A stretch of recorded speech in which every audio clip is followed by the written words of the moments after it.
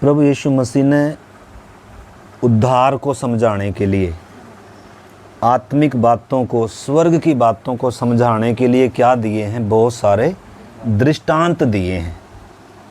क्योंकि आत्मिक बातें हम क्या नहीं कर पाएंगे, समझ नहीं सकते हैं आत्मिक बातें। तो इस करके प्रभु ने आत्मिक बातों को, उद्धार को, स्वर्गीय राज्य को, परमेश्वर की बातों को समझाने के लिए हमारी भाषा में क्या बताए हैं? छोटी छोटी बातों में दृष्टांत दिए हैं जो हमें क्या आ सके, समझ में आ सके। तो इस करके प्रभु इधर भी समझाने के लिए जब परमेश्वर का पवित्र वचन पढ़ रहे हैं तो एक बीज बोने वाले के दृष्टांत से समझा रहे हैं। तो उधर मैं आपको लेकर आना चाह रहा हूँ 4:2 से। और वह उन्हें दृष्टांतों में बहुत सी बातें सिखाने लगा और अपने उपदेश में उनसे कहा, सुनो, एक बोने वाला बीज बोने निकला। बोते समय कुछ मार्ग के किनारे पर गिरा और पक्षियों ने आकर उसे चुग लिया। कुछ पथरीली भूमि पर गिरा जहां उसको बहुत मिट्टी न मिली और गहरी मिट्टी न मिलने के कारण जल्द उग आया और जब सूर्य निकला तो जल गया और जड़ न पकड़ने के कारण सूख गया। कुछ झाड़ियों में गिरा और झाड़ियों ने बढ़कर उसे दबा दिया और वह फल न लाया। परंतु कुछ अच्छी भूमि पर गिरा और वह उगा और बढ़कर फलवंत हुआ, और कोई 30 गुना, कोई 60 गुना और कोई 100 गुना फल लाया। तब उसने कहा, जिसके पास सुनने के कान हो वो सुन ले। जिसके पास सुनने के कान हो और समझने का क्या हो, मन हो, वो क्या कर ले, इस बात को सुनकर क्या कर लो, इनको समझ लो। यानी कि बहुत गहरी बात प्रभु ने इतने से दृष्टांतों में बता दी। अब समझने वाले के ऊपर है उसको कैसे समझेगा, आत्मिक बात को, उद्धार को कैसे समझेगा, वो समझने वाले के ऊपर है। तो 4 प्रकार के लोगों के बारे में बताया, यानी कि जो प्रार्थना में आए हैं, सुन रहे हैं वचन, मैंने कई बार बताया। तो 4 प्रकार के लोगों के बारे में, बल्कि ज़्यादा हैं। 3 प्रकार के तो लोग कौन हैं? जिनका उद्धार नहीं हुआ, संगति में आए हैं, वचन सुना है, परंतु इनका उद्धार नहीं हुआ। 3 प्रकार के लोग ऐसे हैं जिनका उद्धार हुआ है। किसी को 30% जो फल लेकर आया, कोई 60% और कोई 100 गुना क्या लेकर आया, फल लेकर आया। तो इस बात को आपने समझना। आइए हम सब सचमुच में प्रार्थना करें ताकि पवित्र आत्मा हमें इस वचन की गहराई को सिखाए। नौजवान बच्चे भी हैं, आप प्रभु से सीखने के मन से बैठें, पवित्र आत्मा से प्रार्थना करें। अगर जब तक सीखने का मन नहीं होगा हम समझ नहीं पाएंगे। इसको परमेश्वर का पवित्र वचन समझकर ग्रहण करना है। हालेलुया। प्यारे प्रभु, इस पवित्र वचन के लिए धन्यवाद। हम प्रत्येक को पवित्र आत्मा आप सिखाएं प्रभु। अंधकार हट जाए यीशु मसीह नासरी के नाम में। अंधकार की युक्तियां प्रभु मनों से, जीवनों से निकल जाएं प्रभु। बुद्धि खोल दें प्रभु। हम प्रत्येक को सिखाएं पिता। पवित्र आत्मा मदद करो। यीशु मसीह के नाम से प्रार्थना को मांगते हैं, आमीन। तो आपने इस चीज़ को ध्यान से सुनना और समझना। तो इधर क्या बताया जा रहा है, लिखा है, बोने वाला बीज बोने के लिए निकला और बोते समय कुछ किधर गिर गया? मार्ग के किनारे। मार्ग के किनारे का मतलब पक्षियों ने चुग लिया। वो मतलब मार्ग के किनारा कैसा होता है? जैसे ये ज़मीन है ना, ऐसा होता है। मतलब मन क्या नहीं है या हृदय क्या नहीं है। ज़मीन किसको दर्शाता है? हमारे मन की दशा को और हमारे हृदय की दशा को। वचन किधर जाता है? मन में और हृदय में। तो ज़मीन क्या है? देखो आत्मिक कितनी गहरी बात है और प्रभु कैसे समझा रहा है। अगर जैसे सीधा बताएगा तो हमें समझ में थोड़ा आएगा। तो प्रभु ने अपना पवित्र वचन हमारी समझ में आने वाली भाषा में हमें समझाया। आपको मालूम है पूरी सृष्टि भी परमेश्वर ने हमें समझाने के लिए, हमें सिद्ध करने के लिए ही बना रखी है। इस सृष्टि के पीछे और कोई मतलब नहीं है। ये सृष्टि हमारे लिए, इंसान के लिए बनी। इंसान को सिद्धता तक लाने के लिए बनी, इंसान को सिखाने के लिए बनी। परमेश्वर का प्यार, परमेश्वर का प्रबंध कि इंसान की परमेश्वर कितनी चिंता करता है। इसलिए प्रभु ने कहा कि किसके पास जाओ, चींटी के पास जाओ, सोसन फूलों को देखो वो कैसे बढ़ते हैं, गुरैयों पर ध्यान करो, वो बिना पिता की परमेश्वर की इच्छा के क्या नहीं होता, गिरता। मतलब हमें उनके द्वारा, सृष्टि के द्वारा, दृष्टांतों के द्वारा कुछ सिखाना चाह रहे। यानी कि सारी सृष्टि परमेश्वर ने किसके लिए बनाई,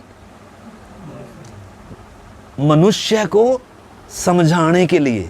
तो यहाँ वो सृष्टिकर्ता परमेश्वर मनुष्य देह में आकर मनुष्य की भाषा में, हमारे समझ में आने वाली भाषा में हमें क्या करके दे रहा है, वचन समझा कर। क्योंकि हम आत्मिक तौर पर इंसान मरा हुआ है, आत्मिक बातें समझ नहीं सकता, परंतु शरीर की बातों के द्वारा उन बातों को समझ कर क्या कर सकता है, वो उद्धार के लिए अपना मन खोल सकता है, प्रभु से प्रार्थना कर सकता है, प्रभु ये पवित्र वचन को समझने में और प्रभु मुझे कान दे, मुझे समझने का मन दे। जब ऐसे कर कर एक व्यक्ति क्या करेगा, प्रार्थना करेगा, तो प्रभु क्या करेगा, बातों को क्या करेगा, समझाएगा। ठीक है ना। देखो इधर प्रभु ने क्या कहा है, इसका मैं 10 से पढ़ता हूँ। लिखा, तब वह अकेला रह गया तो उसके साथियों ने उन 12 समेत उससे उन दृष्टांतों के विषय में पूछा। उसने उनसे कहा, तुमको तो परमेश्वर के राज्य के भेदों की समझ दी गई है। मतलब तुमको परमेश्वर के राज्य का जो भेद है ना, आत्मिक बातों का, उद्धार का जो भेद करके दुनिया में वो भेद है।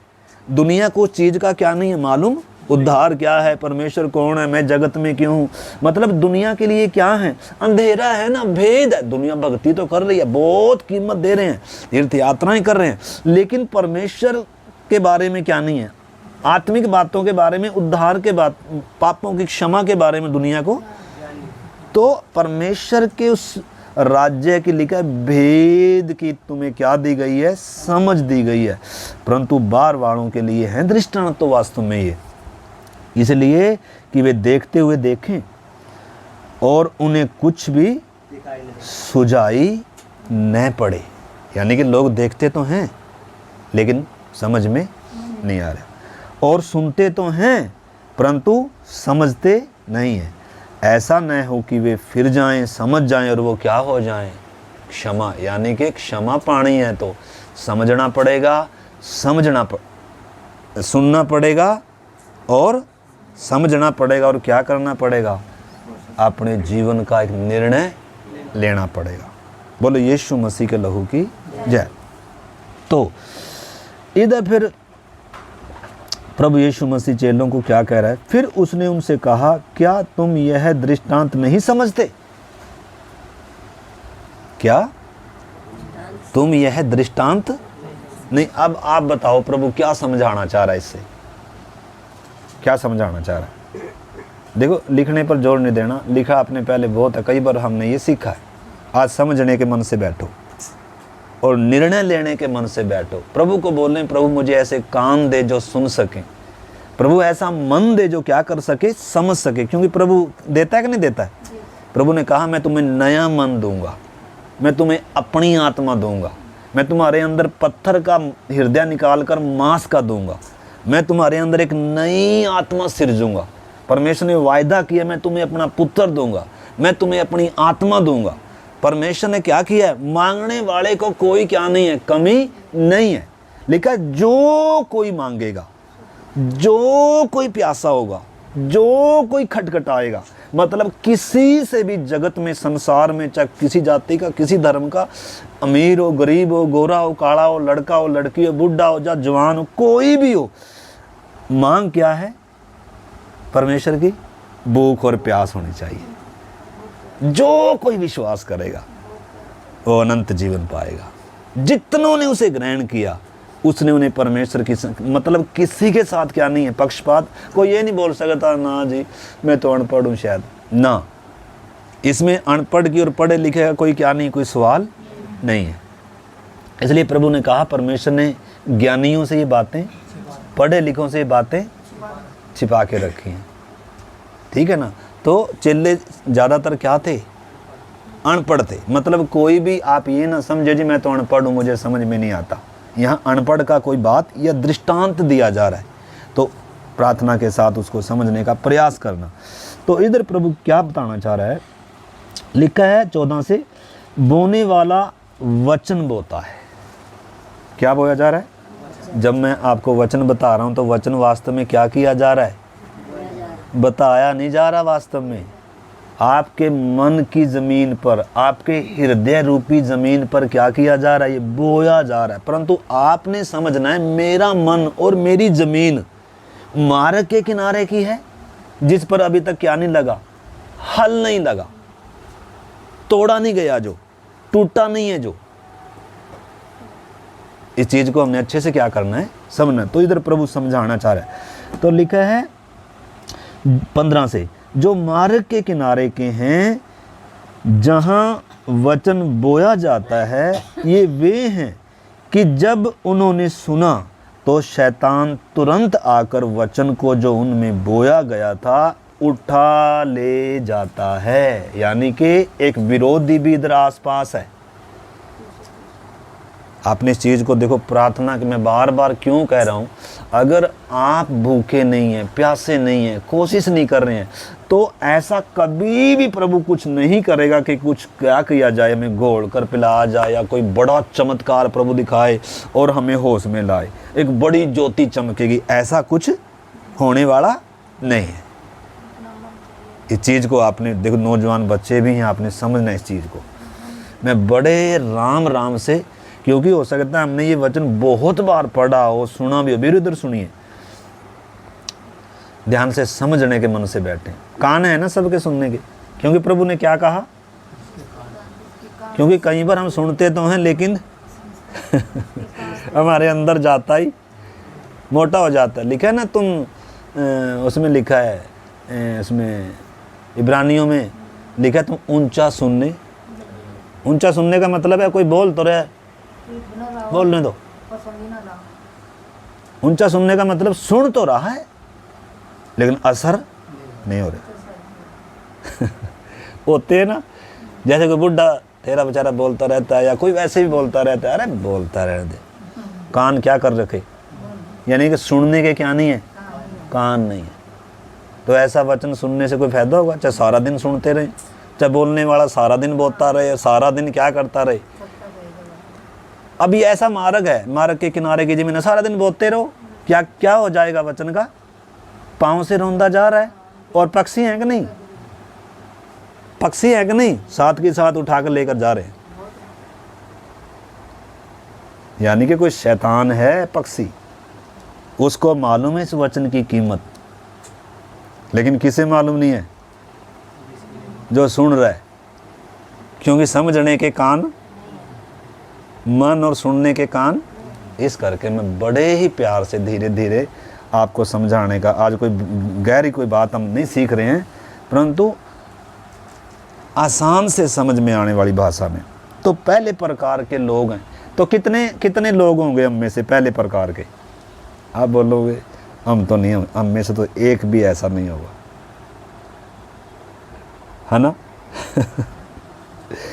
अब इस व्यक्ति ने या इन व्यक्तियों ने, जितने भी जो भी हैं, वचन तो सुना है, इन्होंने संगति में आए हैं। हो सकता है पता नहीं क्या कारण रहा होगा, बेचारे यीशु के पास आए, हो सकता है बीमारी भी ठीक होगी उनकी, समस्या भी ठीक, लेकिन आत्मिक बातों को समझने का कोई थोड़ा सा भी क्या नहीं है, मन नहीं है। हो सकता है यीशु के नाम में बीमार से जैसे चंगाई पाई है, आशीष पाई है, बरकत पाई है, बड़ा चमत्कार भी शारीरिक तौर पर, भौतिक तौर पर कुछ लाभ फायदा परिवार में कुछ हुआ होगा, लेकिन आध्यात्मिक बातों को, उद्धार की बातों को, आत्मिक बातों को समझने का क्या नहीं है, मन नहीं है। मन क्या कर रखा, कान क्या कर रखा, बंद है, जमीन बंद पड़ी हुई है, हल नहीं लगा उसके ऊपर, मार्ग के किनारे का है। तो कोई फायदा हुआ बताओ? चाहे सारे उम्र क्या करते रहे, बताते रहे, फायदा होगा?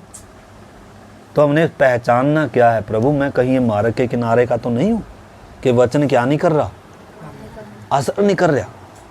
क्योंकि वचन में इतनी पावर है, इसमें जीवन है। जिसके अंदर जाएगा ना, जिसके अंदर जाएगा, ये मतलब ऐसे ही नहीं पड़ा रहेगा। आपको मालूम है, छोटा सा राई का पेड़ बीज भी है, अगर ज़मीन में, बस ज़मीन में जगह मिल जाए इसको, इसके अंदर पावर है, इसके अंदर जीवन है। किसी भी चीज़ का बीज हो या किसी भी चीज़ का, जब धरती के गर्भ में जाएगा तो बढ़ना क्या हो जाएगा, वो शुरू हो जाएगा। एक दिन आएगा वो बाहर आएगा।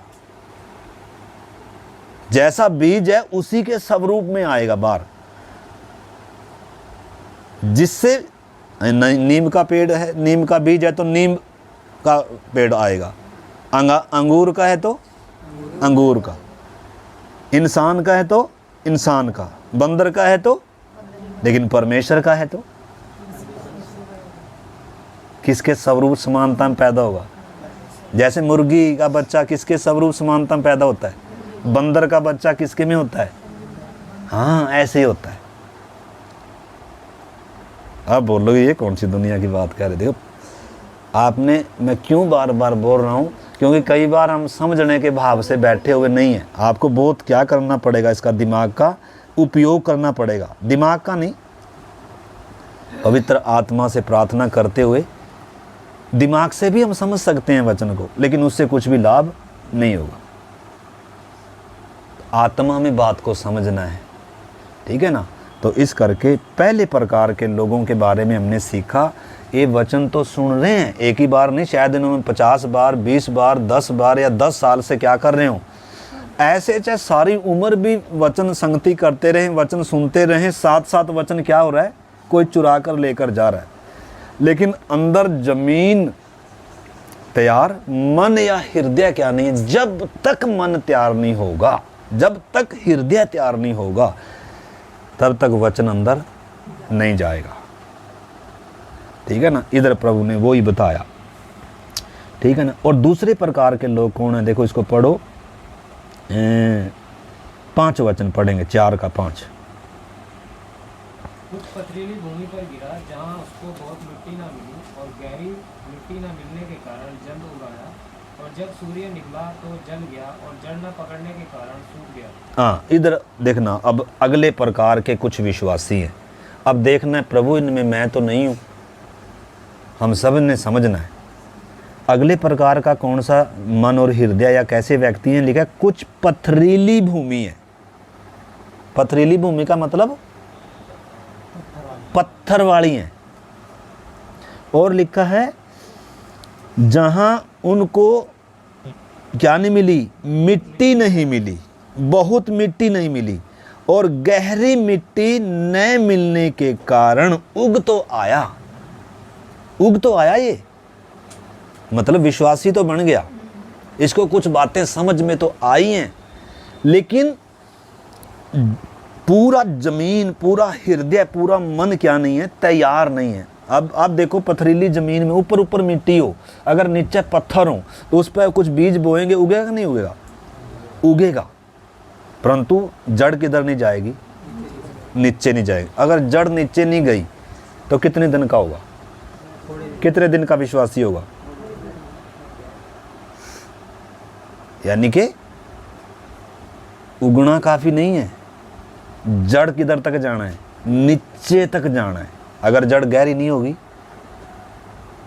अगर मेरी और आपकी मसीह में जड़ गहरी नहीं है, उसके प्रेम में जड़ गहरी नहीं है, उसका वचन हम में अगर गहराई में नहीं है, हमने मसीह में जड़ पकड़नी है और मसीह ने हम में जड़ पकड़नी है।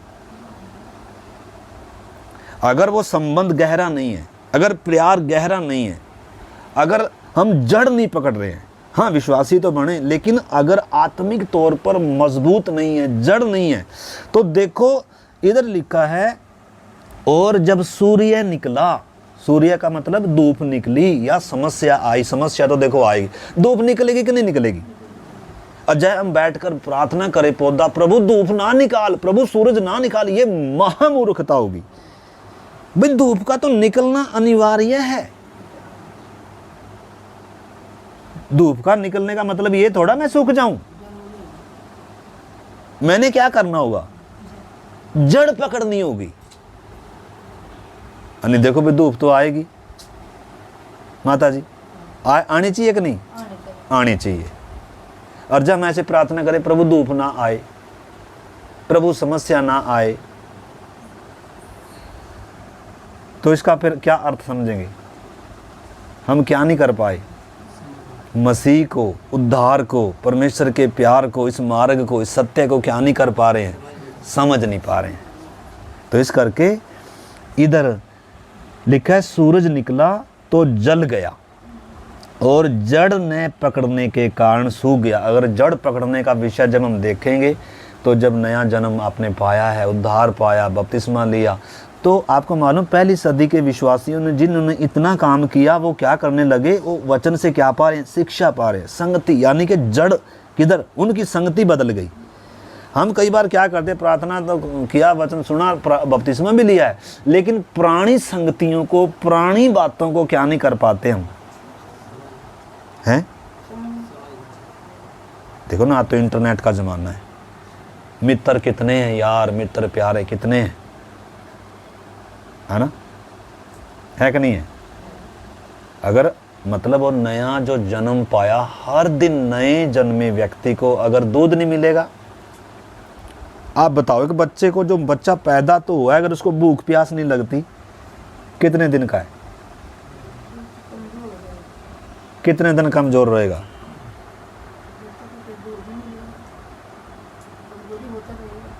मर भी जाएगा कि नहीं?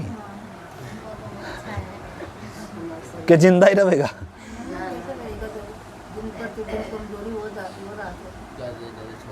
तो देखो, हम इसको शारीरिक तौर पर भी इन बातों को समझ सकते हैं, पर आत्मिक तौर पर भी हम इन बातों को समझ सकते हैं, ताकि हम उद्धार को, इस मार्ग को, इस सत्य को, इस मसीह जीवन को क्या कर पाएं?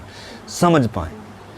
तो इधर प्रभु जो समझाना चाह रहा है, जड़ नहीं पकड़ी, इसलिए वचन कहता है कि जैसे तुमने यीशु को प्रभु कर कर क्या कर लिया? ग्रहण कर लिया। क्या कर कर ग्रहण किया? वास्तव में यीशु को क्या कर कर ग्रहण करना है? चंगा करने वाला कर कर नहीं, उद्धार की शर्त पर मिलेगा। लिखा है, यदि तू यीशु को प्रभु जानकर क्या करेगा? प्रभु का मतलब है मेरे जीवन में प्रभुता उसकी है, वो मेरा स्वामी। परमेश्वर को जान लिया, सत्य को पहचान लिया, डर हट गया, मौत का भय चला गया, अब डरता नहीं है बीमारी से, दुख से, समस्या निश्चय आएंगी, तूफान आएंगे, समस्या, क्योंकि क्या है राजेंद्र जी, अगर जड़ मजबूत नहीं है तो समस्याओं का तो आना, ठोकरों का तो आना पक्का है। हमें क्या करना है? बैठ कर ये प्रार्थना थोड़ा करनी है, प्रभु धूप ना निकले, प्रभु आंधी ना आए, बाड़े ना आए। मूर्ख व्यक्ति ने किधर बनाया अपना घर? रेत पर बनाया। क्या करना चाहिए था? देखो कितने दृष्टांत प्रभु ने हमें बताए हैं। ये पास्टर के पास थोड़ा दूध की वो निप्पल है कि उधर जाकर ही हमें बल मिलेगा। दूध की निप्पल किधर है? निश्चय के हम प्रार्थना में जाते हैं, संगति करते हैं, उसका मजा अलग है, परंतु ये दूध की निप्पल किधर है? ये हमारे भाषा में परमेश्वर ने ये दूध का खजाना है नए व्यक्ति के लिए। और जब नया जन्म पाता है बच्चा, कितनी बार दूध पीता है? कितनी बार? तो देख लो फिर राजेंद्र भाई, जिससे बढ़ना है हमें, जिससे ताकत मिलनी है, अगर इसकी भूख प्यास नहीं है। आपको मालूम है, जब बच्चे को भूख प्यास नहीं होती, जब जन्म लेता है, अगर दूध ना पिए तो इसका मतलब कहीं क्या है? कमी है। उसी समय क्या चिंता हो जाती है, भाई क्यों नहीं दूध क्यों नहीं पी रहा? क्योंकि दूध नहीं पीएगा तो फिर कितने दिन जीवेगा? अगर एक विश्वासी कह रहा है मैं यीशु मसीह पर विश्वास करता हूँ, बपतिस्मा भी लेता हूँ, अरे वचन की तुझे प्यास क्यों नहीं है? तेरे अंदर भूख क्यों नहीं है? अभी भी फिल्म देखने का मन क्यों है? अभी भी मोबाइल देखने का मन क्यों है? अभी भी पुराने मित्र पर जाने का मन? आँख खोल कर बैठना, प्रार्थना पूर्व बैठना। देखो मैं बहुत ही कोशिश में बड़े प्रार्थना के साथ आया कि प्रभु क्यों, कई बार ज़्यादा गहरी बातें हम समझ नहीं पाते, लेकिन सिंपल भाषा में, ठीक है ना। अब आपने, इसलिए यीशु ने कहा जिसके सुनने के क्या हो। ऐसा भी हो सकता है हम कान तो दो लेकर बैठे हैं, लेकिन जाता कोई से में भी, क्योंकि किधर जाना है? ये इधर नहीं जाना ये, बल्कि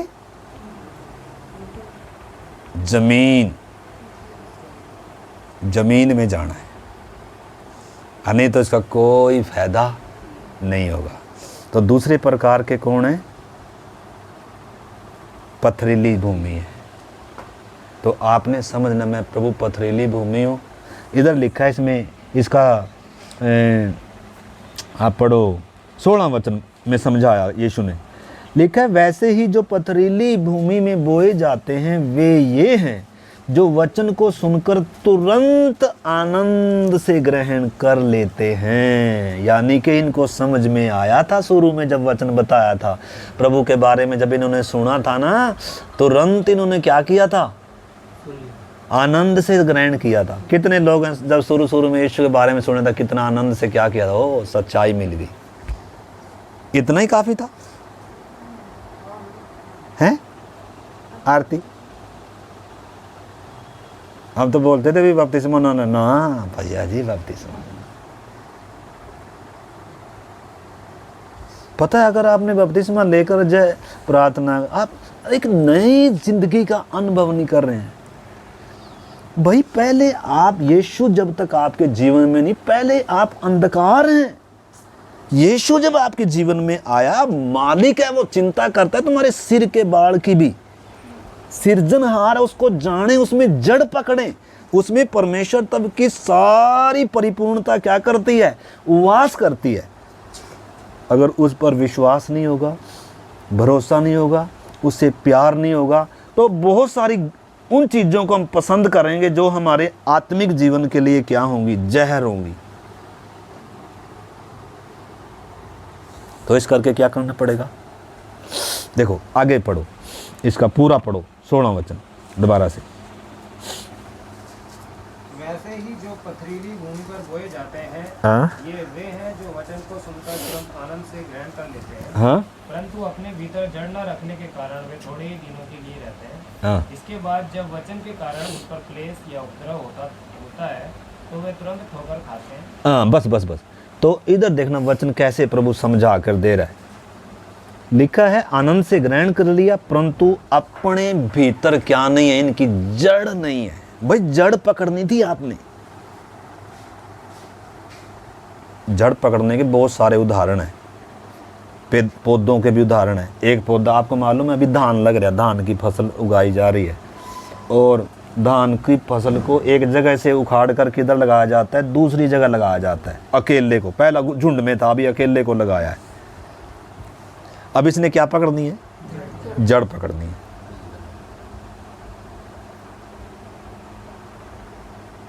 निरंतर इसको पानी चाहिए, निरंतर क्या चाहिए? इसने जड़ पकड़नी है। देखो धूप तो निकलेगी, अगर जड़ नहीं होगी तो कैसे पकड़ी जाए जड़? पास्टर की प्रार्थनाओं में कुछ है, निश्चय है कि पास्टर भी हमें प्रभु ने दिए हैं, संगति है, लेकिन ये काम पास्टर का खाली नहीं है। हाँ, पास्टर वचन बताते हैं, सिखाते हैं, दृष्टांतों को समझाते हैं, लेकिन अगर आपको ये दूध भले ही समझ में नहीं आ रही गहरी बातें, लेकिन आप क्या करें? आपने जब प्रभु को जाना है, अब बहुत सारी बातों से अपने जीवन से खमीर क्या करना पड़ेगा? उन पत्थरों को क्या करना पड़ेगा? पत्थर का मतलब है रुकावट है, जड़ अंदर नहीं जा रही। पत्थर क्या है? चिंता भी तो क्या है? कल क्या खाएंगे? तो फिर विश्वासी कहाँ से हम? इसका मतलब ये थोड़ा प्रभु कह रहे बैठ जाओ, ऊपर से गिराऊंगा मैं। करना है काम हमने, परंतु क्या नहीं करनी? चिंता नहीं करनी। अब वो कैसे होता है? चिंता आती है, मनुष्य हम, चिंता आती है, परंतु वचन क्या कहता है? सारी चिंता किस पर लाद दो? प्रभु पर। अगर देखो उसको जाना है, सचमुच में अगर परमेश्वर को जाना है तो विश्वास तो देखो करना ही पड़ेगा। बिना विश्वास के परमेश्वर को क्या नहीं कर सकते? लिखा है विश्वास ही से नूह ने, विश्वास ही से हाबिल ने, विश्वास ही से अब्राहम ने। लिखा जब वो बुलाया गया सब छोड़, उसको पहले थोड़ा दिखाया था चल उधर बेटा कितना अच्छा शहर है। ऐसे तो प्रभु बुलाएगा तो सारे आ जाएंगे, आ जाएंगे नहीं? तो विश्वास की क्या जरूरत है फिर? हैं? विश्वास का मतलब क्या है? प्रभु पर क्या रखना है? भरोसा होना है। क्योंकि जब हम संसार में रहते हैं, निश्चय है चिंता आएंगी, ये बड़े बड़े पत्थर हैं।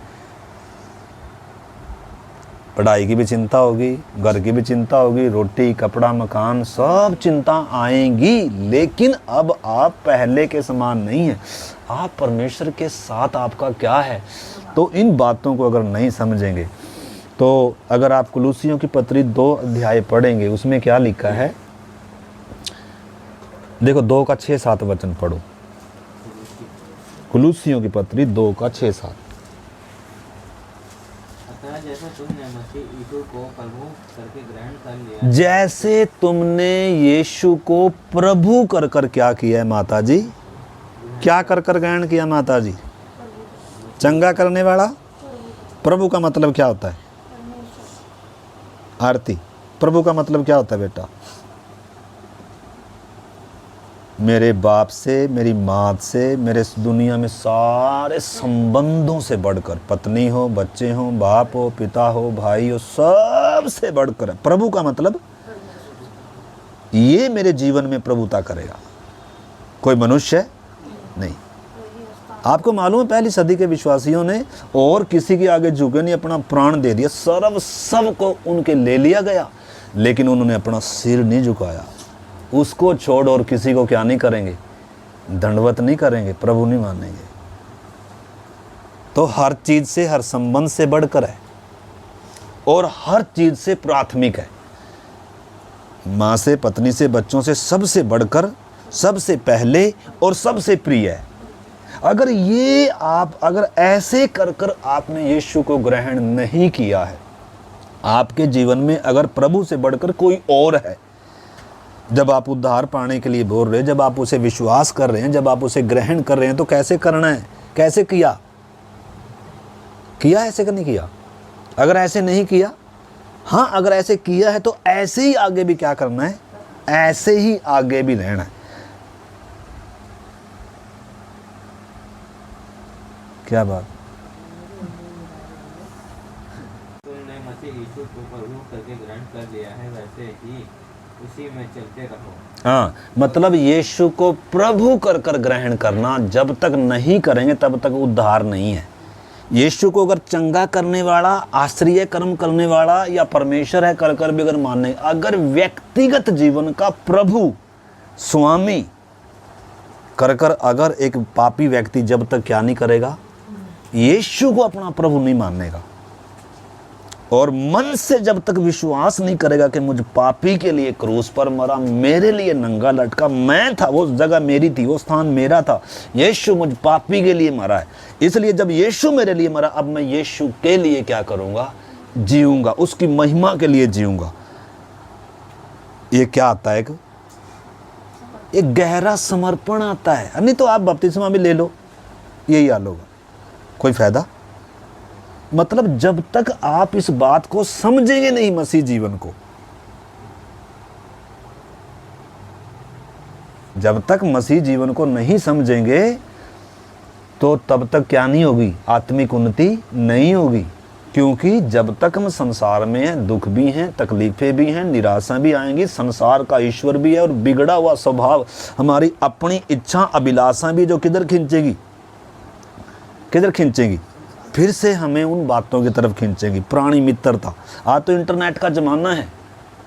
अगर आज आपने उद्धार पाया, अगर आप आत्मिक तौर पर समर्पित नहीं, आपने सही से क्रूस की उस कथा को अगर आप और मनन करने और जानने के लिए अगर इच्छुक नहीं होंगे, तो आज बपतिस्मा लिया, सुबह से फिर क्या है, बाइबल चल फिर पढ़ेंगे। क्योंकि आदत क्या पड़ी हुई है हमने, सुबह कितने बजे तक उठना है? अरे भाई, आप नया जीवन पाए, क्या करना है, अब अलार्म लगाओ, इतने बजे उठना है। अगर शरीर साथ नहीं दे रहा तो 2 दिन, सप्ताह में 3 दिन क्या करो, उपवास करो। अब मेरी आंखें क्या नहीं देखेंगी, वो टीवी नहीं देखेंगी, मेरे कान क्या नहीं सुनेंगे, वो फिल्मी गीत या फालतू की बातें। इस नया जीवन पाया, नई जिंदगी पाई, जड़ पकड़ना है। अगर जड़ नहीं पकड़ेंगे तो क्या होगा, धूप आएगी, आंधी आएगी, एक आंधी, फिर दोबारा जन्म पाना पड़ेगा। है एक बार ही है जन्म के, दोबारा उद्धार एक ही बार है कि दोबारा है? हम क्या सोच रहे हैं, बार बार जन्म, ना ना, एक ही बार है, यानी कि इतना कीमती है ये, तो क्या करना पड़ेगा। देखो ना मूसा ने क्या किया। मूसा जब जवान हुआ, कुछ बातें मालूम चली, उद्धार की बातें थोड़ा मालूम चली, क्रूस पर उसने यीशु को अनुभव थोड़ा पाया है कि मेरे पापों के लिए वो मरा है, वो क्रूस के बहुत दूर है। परंतु उसने क्या किया, लिखा है पाप में थोड़े दिन के सुख भोगने से परमेश्वर के लोगों के साथ दुख उठाने की मनसा धारण कर ली।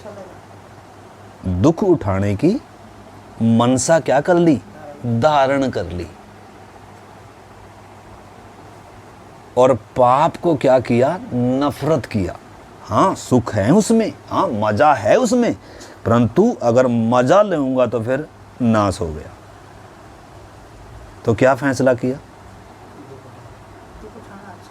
और मिस्र का भंडार तुच्छ जाना, फिरौन की बेटी का पुत्र कहलाने से हम मूर्ख कहेंगे कि नहीं कहेंगे, बताओ। उसी प्रकार एक विश्वासी को लोग मूर्ख कहेंगे, और हम कहें कोई हमें मूर्ख ना कहे। तो इस करके आरती भी है, देखो अब पापा जैसे बोलेगा वैसे थोड़ा करना है, चले जाओ फिर, आपका प्रभु फिर वही है। यीशु फिर प्रभु कहाँ है, वो भी नाश हो जाएंगे और आप भी नाश हो जाओ उनके साथ, इसमें तो कोई दो राय नहीं है। भाई यीशु आपका प्रभु है, तो प्रभु ने कहा है ना, मेरे कारण लोग क्या करेंगे, हाँ घर के लोग क्या हो जाएंगे, परंतु यीशु ने क्या कहा, जो प्राण देने तक क्या रहेगा। अब आपने फैसला, मैंने फैसला करना। अब मेरी पत्नी, मेरे माँ बाप, भाई बहन, सारा जगत विरोध में हो जाए तो फैसला किसका, मेरा है। मैं ये थोड़ा बोल सकता प्रभु मेरा माँ था, मेरा, अरे चलना इधर से जा, वहां किसी को कोई बहाना नहीं है, आपका निर्णय है।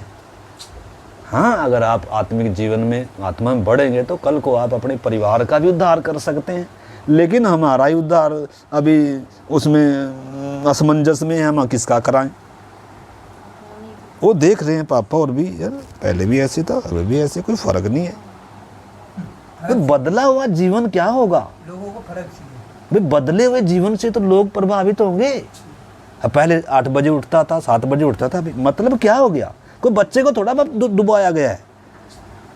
जब अपने आपे में आए आप, तब है बपतिस्मा, तब आप यीशु को अपना प्रभु मान रहे हो। और जिस दिन संसार यीशु को प्रभु मान रहे हो, उसी दिन शैतान के आप क्या हैं, शत्रु हैं।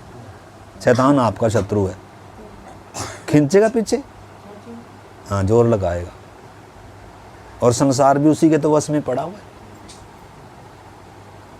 तो इस करके मेरे प्यारे भाई बहनों, जब तक हम इन बातों को बपतिस्मे के लिए बच्चे तैयार हो रहे हैं, आपने समझना है बपतिस्मा मतलब एक डुबकी लेना नहीं है।